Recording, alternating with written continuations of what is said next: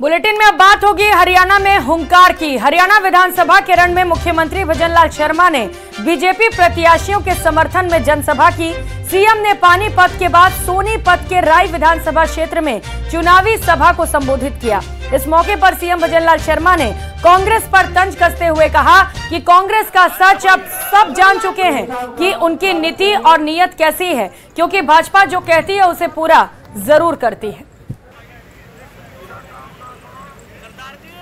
अगर बात करूं कांग्रेस के भ्रष्ट कारनामे की, तो आपने पूरा देखा है। और जिस तरह से कांग्रेस ने अपने कार्यकाल हरियाणा के अंदर काम किया, आप देखते थे अफसरों की क्या स्थिति थी, हमारे युवाओं की क्या स्थिति थी। युवा हमारा किस तरह से देखता था, युवाओं की नौकरी लगती थी तो किस तरह से भ्रष्टाचार होता था। और हमने कहा था राजस्थान के अंदर कांग्रेस की सरकार ने 19 में से 17 पेपर लीक किए थे। हमने चुनाव से पहले कहा था कि हम एसआईटी गठित करेंगे, और जिन्होंने किसान और मजदूर के बेटों को आंखों में आंसू लाने का काम किया है, हम एक को भी छोड़ने वाले नहीं हैं। सूची है कि जिनको मैं करूंगा, लेकिन मैं एक ही बात आपसे अंत में कहना चाहता हूँ, इस कांग्रेस जब चुनाव आते हैं तो बरगलाने का काम करती है, झूठ का काम करती है, लोगों को भड़काने का काम करती है।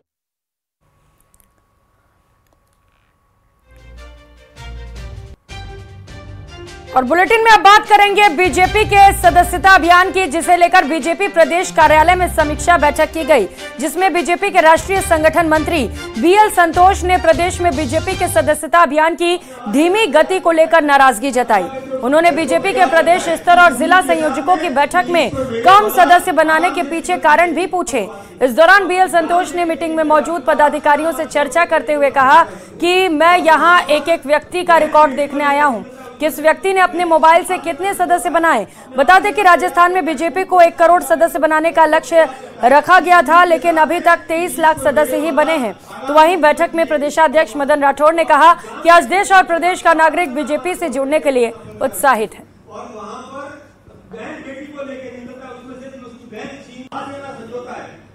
और पार्टी के प्रत्येक व्यक्ति को जो पहले से सदस्य रहा है, उनको भी सबको नए सदस्य साधारण सदस्यता का ये जो पहला दौर चल रहा है, इसमें किसी प्रकार का शोध नहीं। 2 तारीख को माननीय प्रधानमंत्री जी के सदस्य बनते ही हमारा जो मिस कॉल का पोर्टल स्टार्ट हुआ, सदस्यता की शुरुआत हुई। चलते हुए 3 तारीख को हमने यहाँ पर इसी सभागार में प्रदेश अध्यक्ष जी और माननीय मुख्यमंत्री जी को सदस्य बनाकर की शुरुआत की। 3 और 4 को प्रत्येक जिले में अपने इसी प्रकार की कार्यशाला करते हुए उसकी शुरुआत की। 5-6 में कोई मंडलों की कार्यशाला करके उसकी शुरुआत करने का काम।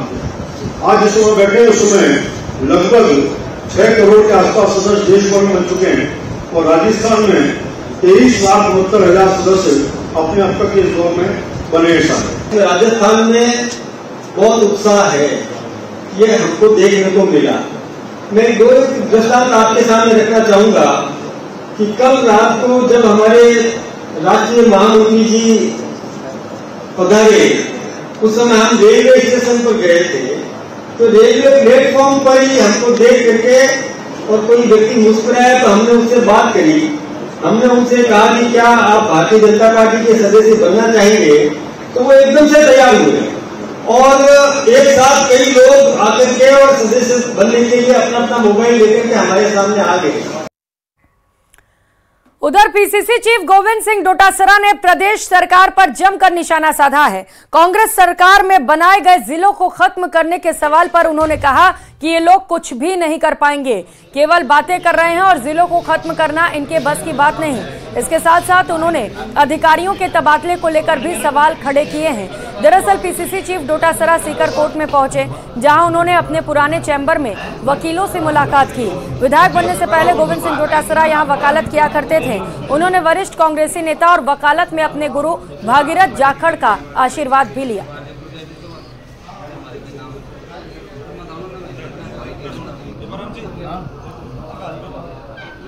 ये कम नहीं कर पाएंगे। ये तो क्या है कि जो चुनाव से पहले इन्होंने लावा लूटने के लिए सरकार का जो थोते भाषण दिए उनको जस्टिफाइड करने के लिए ये इस तरीके की बातें कर रहे हैं। आप बताइए, भारत सरकार ने रोक लगा दी कि कोई भी राजस्व गांव भी नहीं बन सकता, न कम हो सकता न ज्यादा हो सकता। जिला तो बहुत बड़ी बात है, संभाग तो बहुत बड़ी बात है, तो ये कैसे कर पाएंगे? इन्होंने छूट मांगी है, इनको छूट मिलती तो मिल जाती, इनको छूट मिलेगी नहीं। और ब्यूरोक्रेसी कह रही है कि हमें पता ही नहीं हम किस पद पर कितने दिन रहने वाले हैं। अभी जो लिस्टें आई, RS की आई, IAS की आई, 7-7 बार ट्रांसफर हो गए। 1-2 अधिकारी तो ऐसे हैं जिनके 1 महीने में 3 बार ट्रांसफर हो गए, और दर्जनों नहीं बल्कि सैकड़ों ऐसे अधिकारी हैं जो आज उनको 12 लगा दिया, कल उनको लाडनू लगा दिया, परले दिन इनको रावत सर लगा दिया।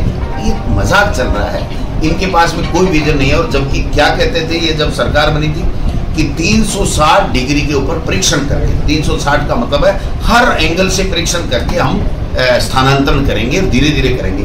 ठीक है साहब, 9 महीने हो गए, अब कर दिया तो उसको आप हर महीने में 3 बार क्यों चेंज कर रहे हो? हर लिस्ट में एक अधिकारी तो ऐसा है, मैं नाम बताऊंगा, ठीक नहीं लगेगा, जिसका हर सूची में नाम है, 5 सूची है, 5 बार नाम है। खबरों में आगे बढ़ते हुए बात फरमान पर घमासान की। सोशल मीडिया का ज्यादा इस्तेमाल करने वाले सरकारी कर्मचारियों के लिए सूबे की सरकार ने एक आदेश जारी किया है, जिसके तहत ऐसे सरकारी अधिकारियों और कर्मचारियों की अब खैर नहीं जो सोशल मीडिया पर अनर्गल पोस्ट करते हैं। रिपोर्ट देखिए।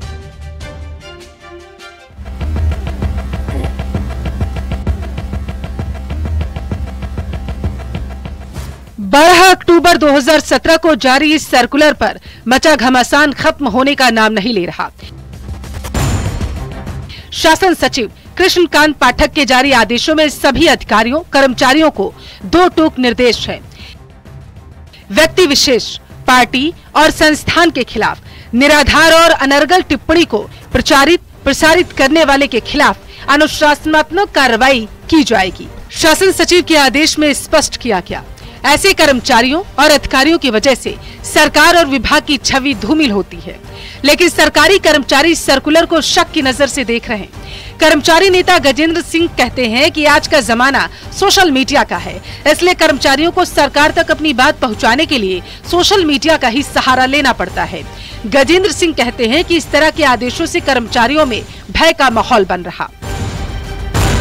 परंतु जो आदेश जारी किए जा रहे हैं जिससे कर्मचारियों में एक भय का माहौल पैदा करने की कोशिश की जा रही है सरकार द्वारा, तो मैं राज्य सरकार से मांग करता हूं कि कर्मचारियों के साथ एक सौहार्दपूर्ण वातावरण में और सरकार की योजनाओं को जनता तक पहुंचाने के लिए जो आदेश जारी करने चाहिए, कर्मचारियों के हितों के लिए आदेश जारी करनी चाहिए। और हिंदुस्तान एक लोकतांत्रिक राष्ट्र है, इसे प्रत्येक नागरिक को अपने अभिव्यक्ति की आजादी है और सरकार की रीति नीति की समीक्षा और इसकी विवेचना का अधिकार भी है।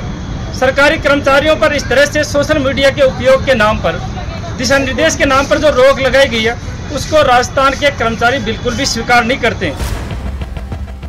सरकारी कर्मचारियों को कांग्रेस का भी समर्थन मिला। कांग्रेस ने सरकार के आदेश को कर्मचारियों के अधिकारों का हनन करने वाला बताया। वर्तमान भाजपा सरकार ने ऐसा प्रतीत होता है कि कर्मचारियों के अधिकारों का हनन करने का बीड़ा उठाया है, ना तो कर्मचारियों के लिए कोई कार्य किया और अब कर्मचारी शिकायत भी न कर सके और भाजपा की सरकार के खिलाफ आंदोलन न कर सके या अपनी पीड़ा व्यक्त नहीं कर सकें, इसके लिए इन्हें सोशल मीडिया से दूर रहने का आदेश निकाला है। साल 2017 में तत्कालीन वसुंधरा सरकार में यह आदेश जारी किया गया था। उसके बाद 2019 में सत्ता में आई कांग्रेस सरकार ने तो आदेश यथावत रखा। एक बार फिर से बीजेपी सत्ता में आई तो पुराना दबा हुआ आदेश बाहर आ चुका है। न्यूज़ 18 राजस्थान के लिए जयपुर से सौरभ गृहस्थी की रिपोर्ट।